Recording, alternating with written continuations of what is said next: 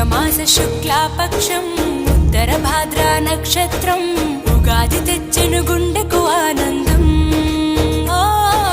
ఆయని గురుతులు అయ్యను మన సొంతం.